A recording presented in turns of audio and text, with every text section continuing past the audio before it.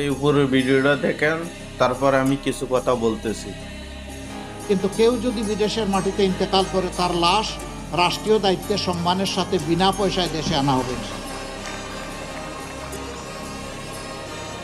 এই রিমিটেন্স যোদ্ধারা অনেকে জীবনের সব শক্তি ক্ষয় করে যখন দেশে ফিরে, তখন আবার চোখে অন্ধকার দেখে। আমরা তাদের জন্য ইনশাল্লাহ সোশ্যাল রিভলভিং ফান্ড করব। একসময় সে কিছু কিছু কন্ট্রিবিউট করবে, পরবর্তী পর্যায়ে সমপরিমাণ সরকার থেকে কন্ট্রিবিউট করে সে যখন অবসর জীবনে চলে আসবে, তখন তার হাতে ইনশাল্লাহ আমরা একটা কাজ, একটা কিছু তুলে দেব। তাহলে হতাশার অভিশাপ তাকে পাবে না ইনশাল্লাহ। আমার প্রবাসী ভাইরা দেখছেন কি বলছে, নেতা হইলে এরকম নেতা হওয়ার দরকার। হাজারো প্রবাসীর মনটা একবারে শান্তি করে দিছে এক কথায়।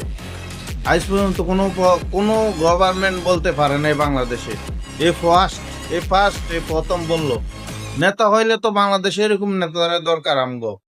Thank you so much. হাজারো প্রবাসীর মনটা একবারে শান্তি।